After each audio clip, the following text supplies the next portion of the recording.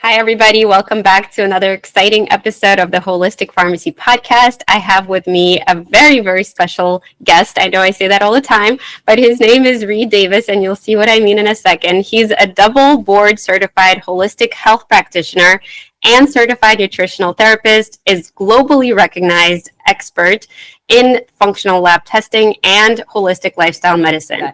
As the visionary founder of Functional Diagnostic Nutrition, Reed has pioneered the FDN Certification Course, which has empowered over 4,000 practitioners across 50 countries to take charge of their clients' health. With more than a decade of experience as health director at a Southern California wellness center, Reed has personally guided over 10,000 clients to optimal wellness, making him one of the most sought-after clinicians in his field. So I can tell, Reed, this is just such a wonderful feat. And I've actually interviewed a couple of other guests on this podcast that have been graduates of your program, one of which was a pharmacist. So I'll link to that in the show notes. But without further ado, welcome to the show, Reed. Thanks so much. We love our pharmacists. Yes. Thank you for the vote of confidence. So, Reed, I'm going to ask you what I ask everybody here on the show. So, really, the first question is, how did you come to do this work? And we can go all the way back from the beginning and how you grew up, where you grew up, and how that led you to this field. Oh, thanks very much. Well, I grew up in Canada, in Toronto, but I moved to the States when I was a young teenager. So I consider myself American. I'm a citizen. And living in San Diego, a beautiful place where I get to do this amazing work. I was always interested in service. And so actually back in the 90s, I was in environmental law and conservation, Marina, and I did well. I certainly was financially doing very well in that field. But the more you work with saving the air, birds, water, trees, bees, saving the planet, the more dead fish and birds you see. And I started wondering, well, that's fine, saving even pools of water and just different things. But what about people? So what about people, including me? And I was healthy, but I didn't want anything sneaking up on me either. You know, when a friend of mine's dad died, who I was very close to, he was so-called perfectly healthy, and then he drops dead of a heart attack. And I knew then, this is 25 years ago, more, that, well, he wasn't, there must have been something wrong with him. And so, again, I was saving the planet, wanted to switch to people. And I happened to be taking my son to this chiropractic wellness center in Southern California. He was a high school athlete. And he ended up getting like 7 varsity letters in 4 different sports. But I ended up with a new career.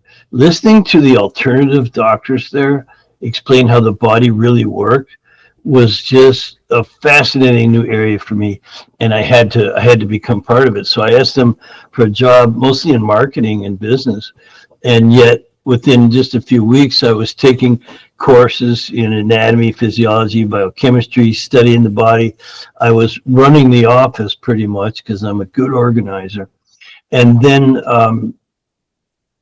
I also started interviewing every patient coming in the door just to orientate myself. And I'll wrap it up in a sec, but I'll just tell you that hearing every person walking in the door say that they've been to 2, 4, 6, 8, 10 different practitioners and weren't better yet was, I'll just say it was frustrating for me as well as them. And I considered it a big ripoff. Like, I'd never really been to a doctor, so I didn't know what Western medicine was like. I've been for some sports injuries, a couple of motorcycle accidents, but that's it. And so it just changed my whole life to be able to work with people.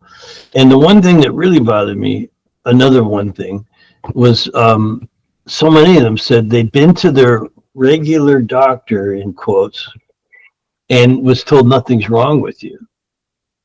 Nothing's wrong with you. Your blood work looks normal.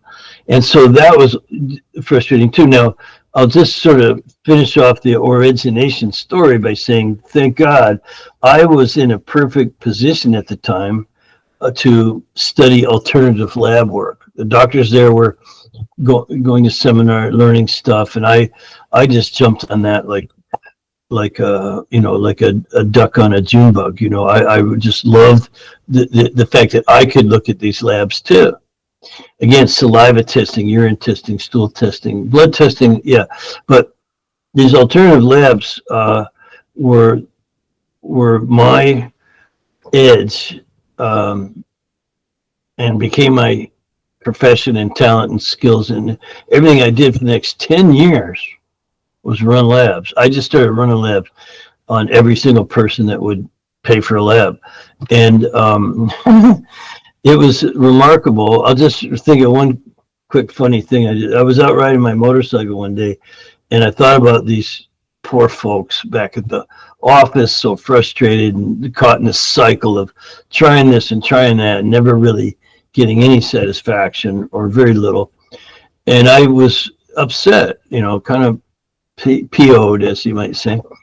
And I said, I'm going to be the last person they need to see, which is very naive at the time, but that was 25 years ago. I spent the next 10 years running thousands of labs on thousands of people.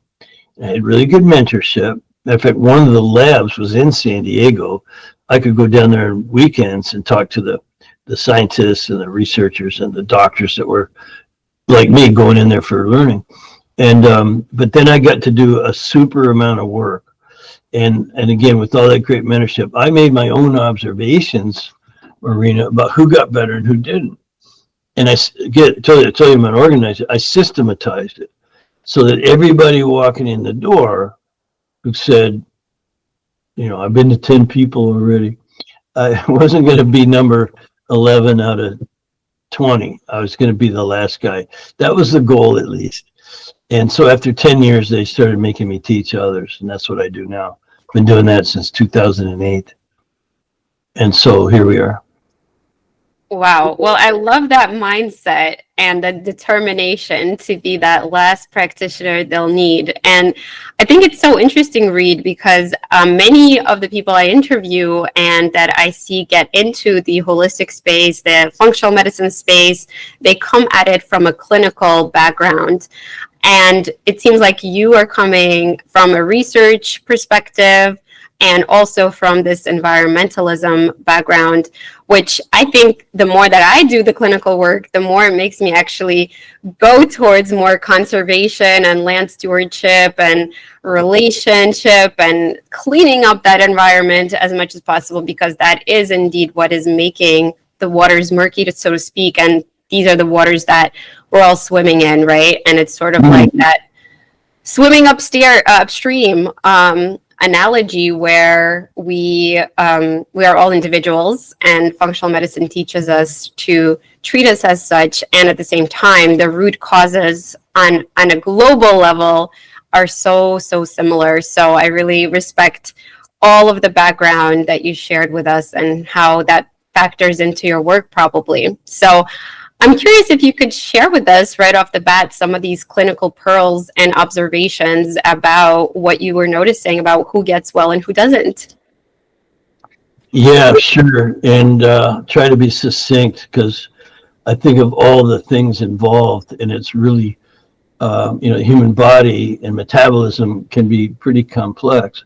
So you have to be able to explain it to the person sitting in front of you. Mrs. Smith, who just she just knows she's overweight and tired, no libido and hair thinning and skin sagging and sort of all this stuff, joint pain, all this stuff. And fortunately, again, I had this access to these labs, and I became a guy that would just run labs. I can't help you unless I can look at the data. So I started running hormone testing, and within just a few months, I had run hundreds of hormone tests on these women coming in the office. Plus, I also had a health screening business, and I got a lot of new customers from that. So I was running these hormone tests, and it helped some people. And then I realized that, well, it doesn't help them all. What else is wrong? And so I'm going to give you this acronym, HIDDEN. That was after many years the commonality. It's never one thing. It's never one thing. Well, they're hormones. And then now they're catabolic, the bodies are breaking down and their sex hormones go. So it's not just, when you say hormones, it's not just estrogen, progesterone, testosterone. It's the cortisol and the DHEA and these other markers. So you look at hormones, and the sex hormones are like the next domino to fall when you're in a catabolic state. So all that, it's easily measured. Easily. Take a kit, go home, put in your samples, send it off to the lab. It's cheap, it's easy, and I teach the interpretation of that in a way that relates to each individual. Explains why Mrs. Smith feels so crappy when someone else said there's nothing wrong with you, or it's just your thyroid or something. Here's your pills. So but then the immune system is highly involved. So because that's the next domino to fall. If you're catabolic, your body's breaking down. That means your cortisol to DHA ratio are out of balance. Well, the next thing to fall, other than sex hormones, is the lining of the gut contains your main immunoglobulin. It's called secretory IgA. And in chronic stress, that's reduced. So your catabolic, hormones out of balance, immune system goes south, then you get a dysbiosis. So now you got imbalance in good and bad flora, and that has its own cycle, or downward spiraling cycle. So it affects digestion. So you have to be able to look at that. And when it gets bad enough, and everyone listening to this probably knows about hyperpermeability, which comes from weakened mucosal barrier and dysbiosis, and eventually, I think the medical term is bigger, badder bugs.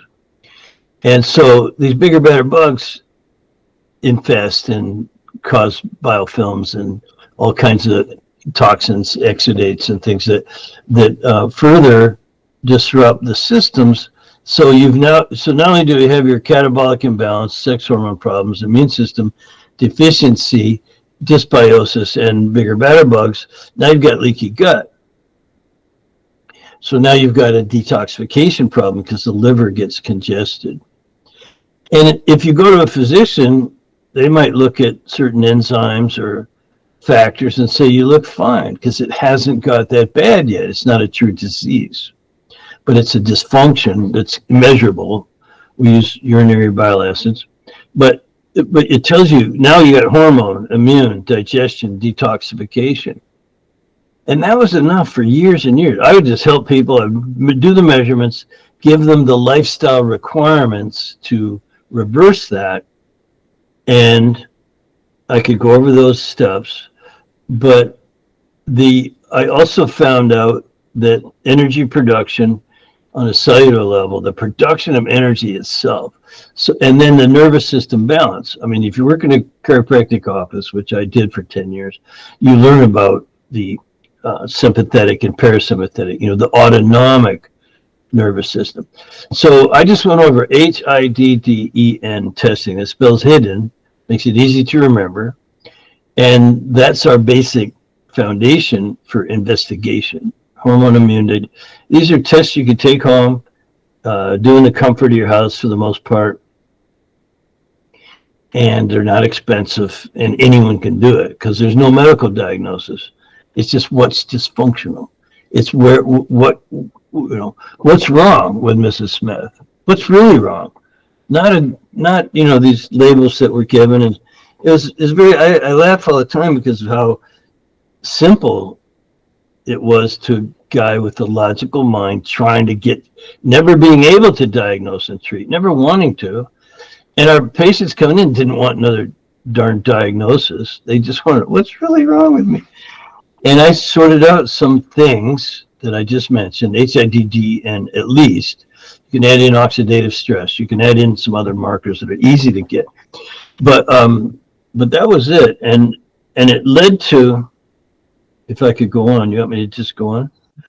So you got so the answer to your question is HIDDEN. That's the labs we run. And then what do you do? Now, I wasn't a physician. I couldn't get out a prescription. And I wasn't a chiropractor either. And even though I did really good body work, I learned myofascial therapy and all this release techniques that a body worker could do.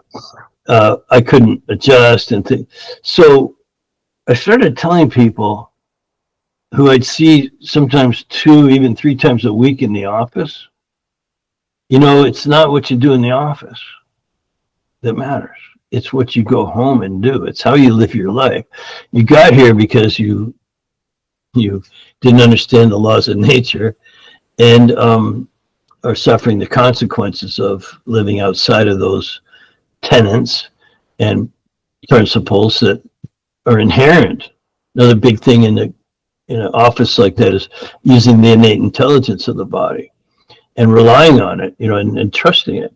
So I told people to go home and eat right, go to bed on time, exercise, reduce stress in every way that it could be identified, and of course, take some supplements. And they were really important. So that spells DRESS: diet, rest, exercise, stress reduction, supplementation. So the investigation is for the hidden stressors and dysfunctions and imbalances and what we call causal factors. And then the remedy is a self-directed with coaching, like you have to recommend the right diet and rest and exercise, which is age and physique appropriate. And then the biggest thing besides diet was stress reduction. And realizing that what you said a moment ago is so key. The environment itself is full of causal factors, stressors, whether it's mental, emotional, from the kind of crazy world we live in, and God forbid you watch the news. I watch too much myself because I'm fascinated by it. But so all the mental, emotional stressors, you could elevate that to psycho-spiritual, where people wandering around aimlessly with no purpose in life. That's stressful. And it's a hidden stress because you don't even know what's going on. And I've straightened people out or helped them. I'm not some master, but I have helped people discover their purpose in life. So you got the mental. When you say stress, people think, "Oh, I hate my job. My kids are bad. I have no money." Whatever. There's worse than that, even just in the mind and emotions. But there's also the chemical stressors from that environment, as you astutely pointed out. One doctor friend of mine calls it a toxic soup that we're marinating in. If you want to interview Dr. Russell Jaffe, he's a great guy. He has his own lab and supplement company, but he's really smart. And he says that we're marinating in a toxic soup. So that's a different kind of, to me, that's just another stressor, just one more stressor. Add to that physical aches and pains from past traumas and injury, which is my thing. I have lots of sports related dysfunction in joints and areas like that, neck, both shoulders, left knee, right hip, low back, again, cervical, thoracic, I just have all this dysfunction. That's just another form of stress. At least that's how your body looks at it.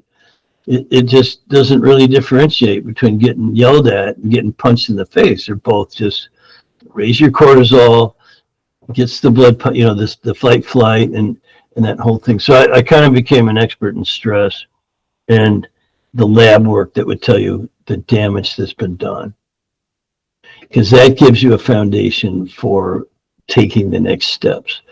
And people ask me, can you do this without lab work? You can, but the lab work just makes it so easy to understand what's really going on and to explain it to the client or patient, because they want to know, and they're not stupid. They don't like being told, "Oh, there's, you're just hypothyroid, and we don't know why your thyroid is like that," and just, but here's your medication. So they don't. For 25 years, I've experienced people who aren't satisfied with that. They need to be taught, and I think pharmacists are sitting in a perfect position to help Mrs. Smith or Mr. Jones with their problem at a much deeper level than just, here, take this and you'll be on it for the rest of your life. That's good for certain businesses, but it doesn't help the person in the long run. It's actually counterproductive. Yeah, Long answer. 100% agree, Reed. And you actually answered a couple of my follow-up questions. So why don't you walk us through, if you would, a person comes in, right, and wants help. What's your process as far as your evaluation? How many tests would you order right away? And what would you approach first? Which of those dress things do you address? Yes. Yes, I'd be happy to do that. And the short answer is we run 5 labs on every person because you really don't know, and you can't guess accurately enough of the time what the root cause is. And so what I quit using the word root cause, and I replaced it with another term I'll give you, but it was because there was never one root cause, and it was always multiple causal factors. And guess what? They're having an effect on each other in ways that aren't singly measurable in many cases. And I teach a course in lab work. I know a little bit about testing for things. And so multiple causal factors interacting with each other. How are you going to guess why they have this one symptom or two? You know, and that's the common practice is to guess that it's it sounds like thyroid, and that's a traditionally reliable cluster of symptoms. But if you just test the thyroid and go, yep, pat myself in the back, I found your problem, you're hypothyroid, and here's your medication, come back and we'll titrate the levels. To me, that was always treating the paper instead of the person. Well, why are you hypothyroid? I would say to the patients, did you ask why you're hypothyroid? Well, he said there's no real reason. We don't know why. Or didn't give an answer. And I said, well, there is a reason. You just have to look far enough upstream to find it, and it's going to be multiple causes. So I just started calling it, instead of root cause, metabolic chaos.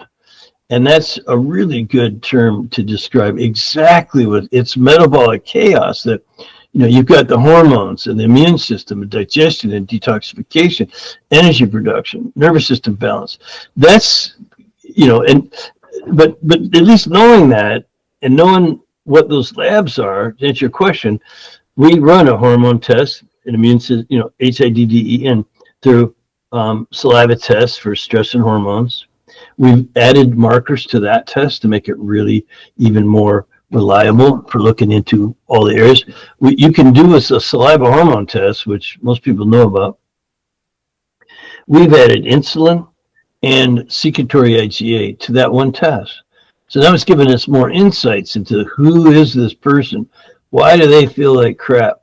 We don't care that some doctor told them they're hypothyroid or irritable bowel or anything. It's like, well, here's what's going on, at least in that area. Now, when you also do another test, we call it the Metabolic Wellness Panel, and that is a look at dysbiosis and liver function, whether it's congested or not, and we look at oxidative stress. And we had another test, so, and that, by the way, is urine, and it's a dried urine, so it's very easy to collect at home and send into the lab, costs nothing to ship it in, and things like that. And you can do it from multiple countries. That's why we're international. So you got the stress and hormone panel, which includes some other special markers besides the hormones, melatonin, secretory IgA, insulin. Now you've got this mucosal barrier metabolic wellness panel for liver dysbiosis, which points the finger at maldigestion and on and on. There's just so much. Remember, this is all these multiple causal factors interacting with each other. And when you add a finger stick test, which is a simple prick of the finger, it's called the mucosal barrier assessment. We look at zonulin in the blood, the best way. And then we look at histamine and what's called diamine oxidase and the ratio of those two. Tells us an awful lot about the shape of your gut. What's it really look like in there? You know, without doing an endoscopy, just looking for, you know, lesions or ulcers. And no, this is really just how, and you can catch things in early phases of dysfunction, the crypt hyperplasia and villus atrophy and the things that you'll see on this lab test, and combined with the other three, the only thing left to look at would be a microbiome test. So we use a really good one of those. Again, all these are collectible at home. And so that's 4 labs. And I also check every single person for food sensitivities using a mediated release test. This is not IgG, IgM, or IgA. It's a cellular response test to foods that aren't helping you. Matter of fact, they're making you worse now. Will prevent healing. So you can't heal a gut if you keep eating foods you're sensitive to. So why not run them all at once? And do you know where I got that from, Marina? I used to, because I was scared, and I didn't want our patients having to spend all their money at once. And so I would dole the tests out. We run this pan, come in. Oh yeah, this is really interesting. And you could even, apply some principles of healing even in that one area, and people would feel better. But you weren't capturing it all. You could see that there's something else, So this HIDDEN and those 5 labs, I would run them all. And then I finally had a couple, eventually, patients go, why the hell didn't you just run these all at once? Every time I come in here, you're running another lab. Why don't you just run it? And so I just started doing that, and it just started working really good. So that's how I teach it, run these 5 labs. And obviously there's a pocketbook problem there, and it's not covered by insurance. These are, for God knows what reason, are still, actually we know the reason, but they're not covered by insurance because they're 20 years behind in what they cover. And even 20 years ago, they were 20 years behind. So now they're 40 years behind. And so, we run those labs, and then we get into how we're going to fix this, which is all mostly lifestyle coaching. Again, you have to eat in a way that produces energy at the right rate, quality, quantity. Listen, I can go on. I mean, I'm a teacher, so I have to make sure I'm answering the question and get to the next one if you want here. Yeah. How did you determine the order of how you're going to use your address solution, right? So is it different for every person? Do you find there's some that you have to address off the bat for best results? Yeah, well, there's 2 things with that. One is looking at each person as an individual, and once you go through if you go get the assessment done, you know what needs to be fixed. And not only will they feel better as they progress, but if you retest, you'll see the labs have actually improved. These areas of function have improved. And so there's a lot of accountability just in that. But the other thing is helping people with their weakest area first. So when I say that the remedy, simple as it sounds, is diet, rest, exercise, stress reduction, and supplementation. And oh, by the way, this can fit very well with someone who does need medication. I'm not saying no one needs medication. There's people with some pretty serious stuff, and they could use both. They want to sort of get out of the woods with the medication, get the life preserver on. That can intervene in an effective and quick way, at least as far as symptoms go. But our answer, as just natural practitioners who aren't licensed to prescribe, we use the body's innate healing. The body will heal when you change the sort of signals to the body, to every area of it. And so diet, rest, exercise, stress reduction, supplementation. The weakest area is pretty easy to assess initially, because some people go, well, I exercise 3 times a week. All right, leave that alone for now. Could be the wrong exercise, could be a lot of things. And I actually have people who over-exercise, and then sleep. Oh, I sleep like a baby. Well, it's not work. Let's work on your diet, because that sucks. And even people who think they're eating right aren't. And so diet and stress reduction become huge. And supplements can can bridge a gap as well, because food isn't very high quality. So there's not enough nutrition, vitamins, minerals, essential fatty acids, phytonutrients, trace elements, antioxidants, all the things that you need to get from food aren't there anymore in today's food. So supplementation could be important there, but also in the sort of self-treatment in a way that there's you can stimulate and support the immune system or digestion or liver function if you need to. So you can even put that aside for a minute, the supplements. You don't try to sell people a bunch of stuff.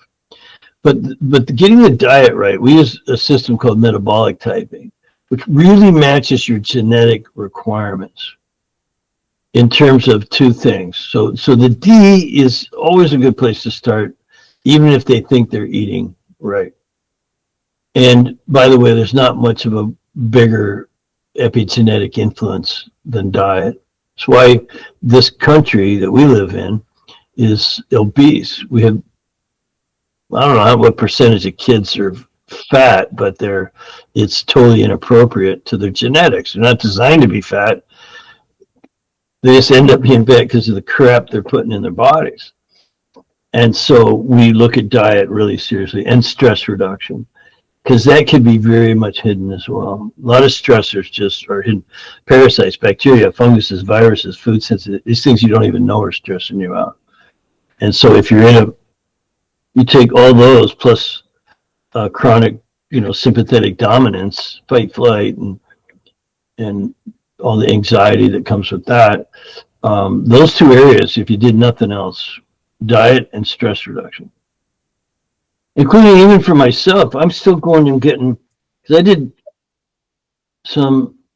I overused, I went past the limitations of the normal physical abilities, with sports, jiu-jitsu and Muay Thai kickboxing and motorcycle riding and surfing and things like that. I wrecked a lot of my body. I literally damaged it. So now I have these chronic old issues, and I've been doing stem cells and PRP and A2M injection. They take your blood out and they spin it down and they shoot it back into all these joints. I've had at least a dozen or 15 stem cell treatments, neck and low back, and just both shoulder, all over the place. So that's just another stressor that I have to deal with. So stress reduction is that mental, emotional, which I'm not an expert in. I have my own way of dealing with that I think works for me. The psycho-spiritual, and that's really the area where mental, emotional, psycho-spiritual kind of come together. But the physical, sometimes you really need help. And then lastly, that chemical stress. My wife and I eat organic, only. We don't put, even we go to a restaurant, we tell them we're water snobs. We will only drink bottled water, glass bottled water, and on and on and on. So that's the chemical, environmental toxins that are so bad. They've found these chemicals, hundreds of them, on the top of Mount Everest in the snow. You name the metals that are in all the things, plastics and garbage, and so it's on the top of Mount Everest. You see studies on microplastics being in the brain, and that being normal. Don't you hate that word, normal? Yeah, I really do. I was going to say earlier with the labs that we look for optimal ranges, not normal ranges. That's what hopefully the doctors, the conventional doctors and the insurances will start to look at once they catch up. But I'm actually going to ask you a question because of your unique background and what you just mentioned about the collective stressors that we all share. What do you think we can start doing either on a grassroots level or an individual level, some of which you mentioned, like eating organics and avoiding plastic, but even maybe on a collective level, what can we do to lessen some of these stressors on ourselves? my mind goes to what I do, which is supporting local organic farmers, and even to the point where, I'm looking at investing in converting natural or, standard farming into organic. It takes 3 years to convert even something like a 500-acre farm, which is tiny. It takes 3 years to convert it from standard, chemical fertilizers and all this stuff and pesticides and herbicides and rodenticides and like human side is what I call it. And it takes 3 years to convert a field. So you can support those kind of movements and things just by going to your local organic. We go on Saturday mornings to our local farmers market. But on a bigger scale, I support the National Federation for Health, which has been around for 50 years, being kind of an antagonist. They're a nonprofit to big Western medicine. The Maha movement in America right now is big. And I support holding companies liable for the damage they're doing on purpose that they know about. I mean, if something's accidental, we didn't know. But when you do know and you put it in food anyway, that's a crime against humanity, in my opinion. So when you ask a question like that, you're opening up a can of worms that you need an army of people, each one kind of working in their area of specialty. With my law background, I often think about working in that area. But I also bought land, and I raise my own vegetables to some extent, not all of them, a few, and they're just as delicious as you could be. It's like when I grew up in Canada as a kid, both my grandfathers grew food to eat, like to put on the table. And we would just rinse it off in rainwater and eat it. And that way you're getting all what I call the good dirt. The good dirt and the vitamins, minerals, nutrients, and things. So there's a lot you could do. The problem is convenience. And because it's not convenient, it takes effort and a mindset. And we just work on one person at a time where I come from. Yeah, definitely makes sense. And thank you so much for sharing those tips with us. Now, I want to also ask you about sustainability. So you mentioned like the drug model, obviously chronic disease, you have to be on an XYZ drug, and then you have to add on therapy for side effects and other things and tolerance reasons.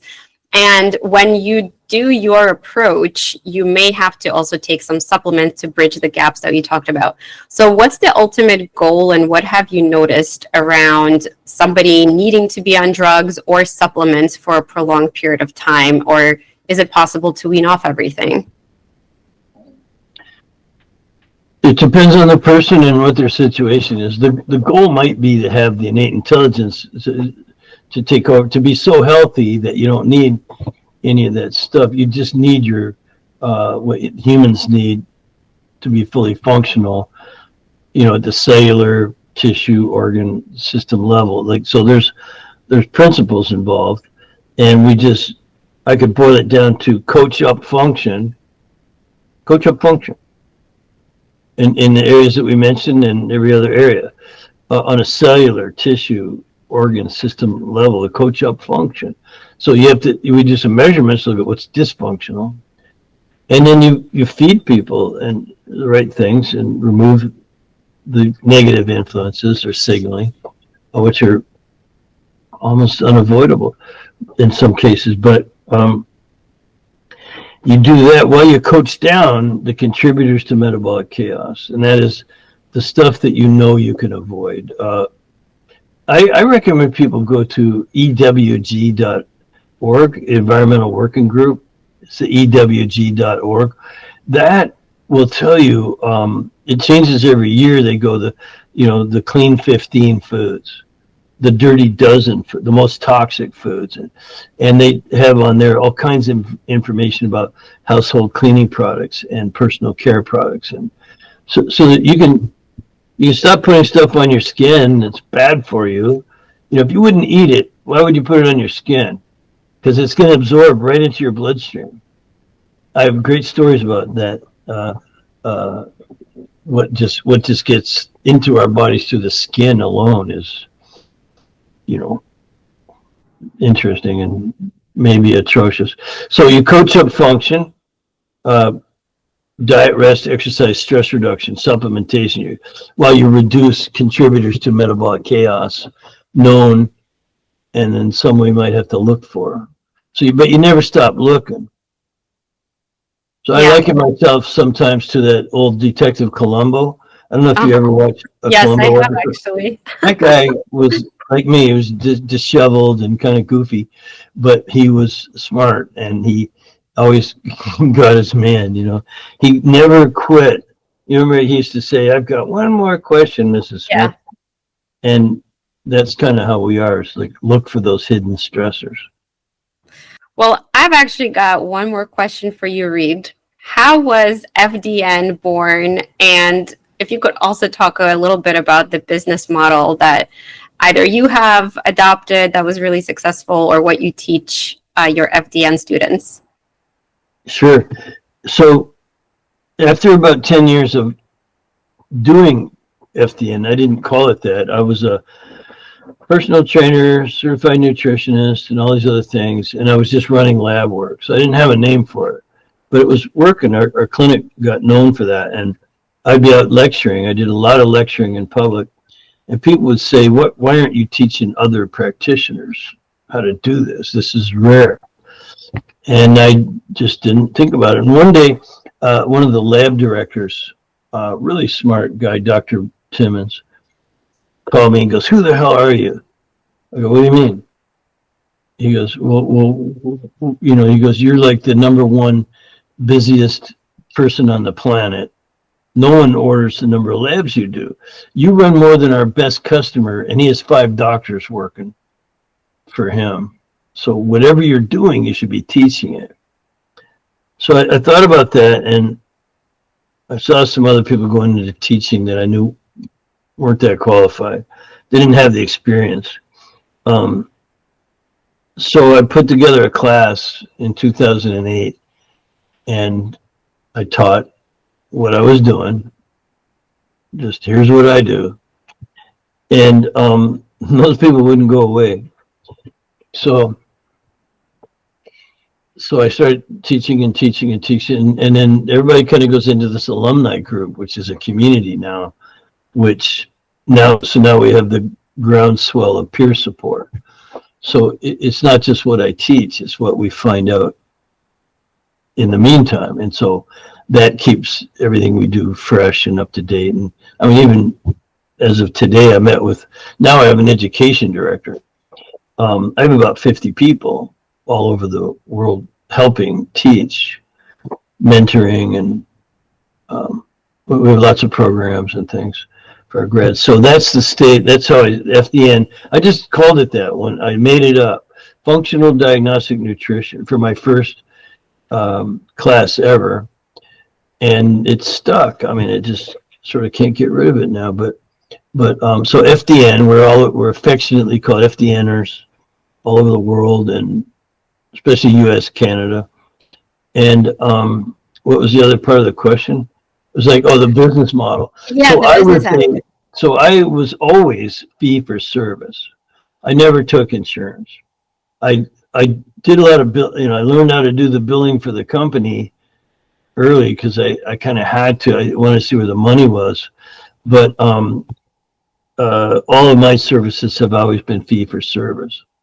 So that means people will pay you in an arm's length transaction, no one under any duress, to pay me for my service, which is to run labs, give them a protocol that works for them, that's totally customized, and then you can add coaching to that, which all of it elevates your ability to raise your revenue. And there are multiple revenue streams available in that model. So, but it's fee for service. So I never went into a lawyer's office and told them what's going on that they didn't say, write me a check for $5,000 and I'll represent you. That's fee for service. So people talk to us and we say, you know, you can pay me and I'll run these labs. So it's fee for service, and it's a great model. And even part-timers are doing very, very well for themselves. And it's all, so it's kind of a cash practice, what it is. Yeah.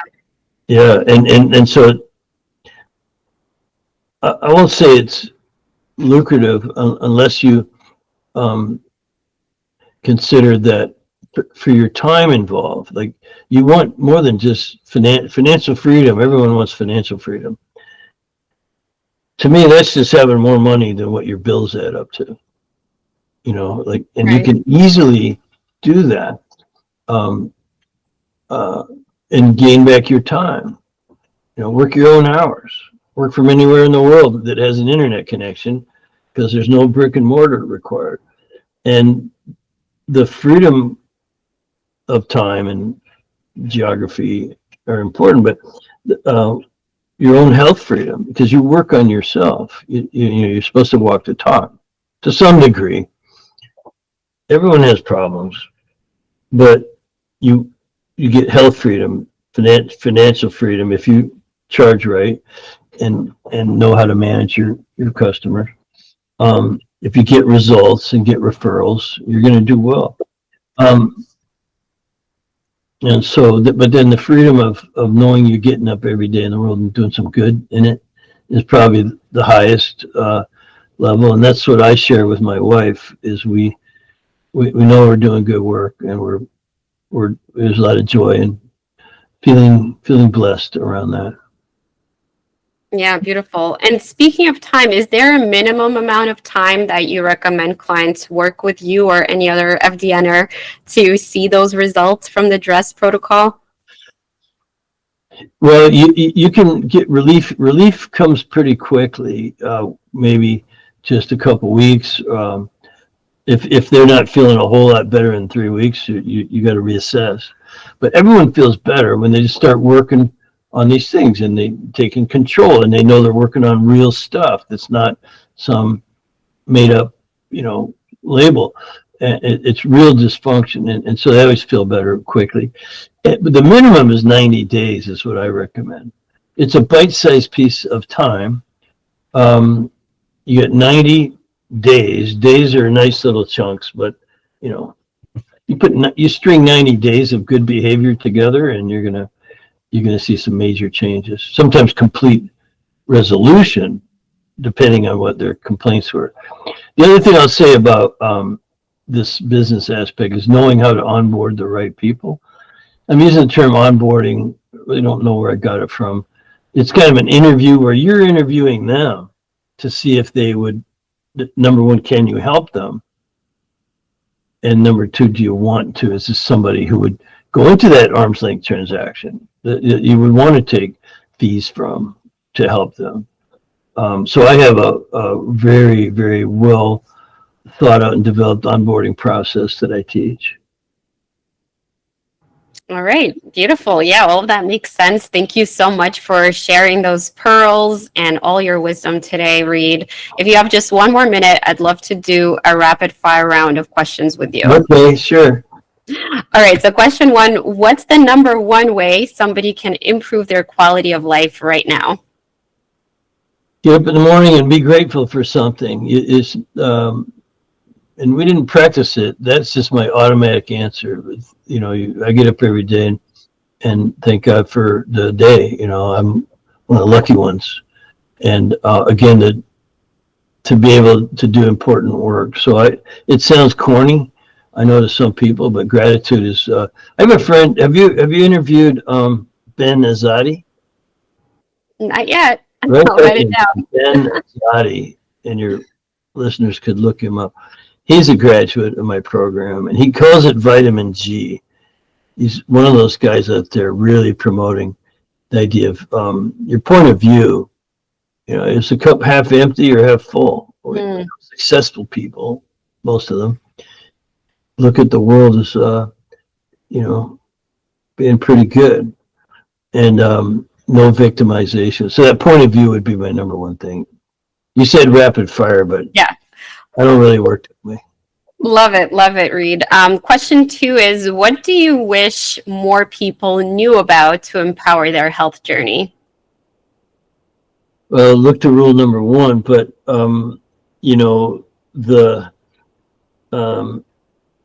I would say education, self-control, you know, understanding consequences are automatic and natural, and you can't circumvent them. You cannot. Stephen Covey, one of my heroes and mentors, said, you know, you can't change the foundations. You can only crash upon them. You know, you will break yourself you will never break the principles of nature successfully. You will break yourself upon those. So we use the natural principles in the innate healing intelligence. I wish they all knew that. Yeah. And I'll add to that, we are the product of our culture. And so we're living in this culture of unwellness, right?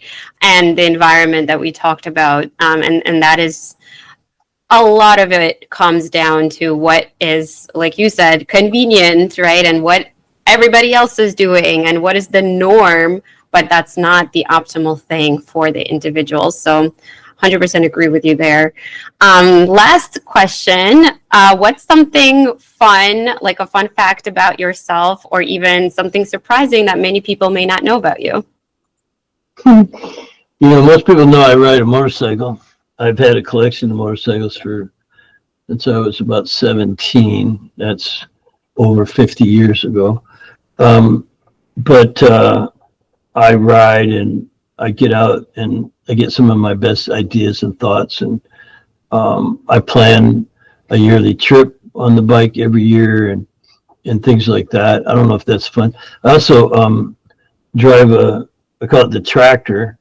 I'm really good at it. So I have this, it's called the Bobcat front end loader with all the attachments and things. And so I have property and I move big rocks and dig holes and build walls and fun stuff. Just built a pond, like a big natural pond.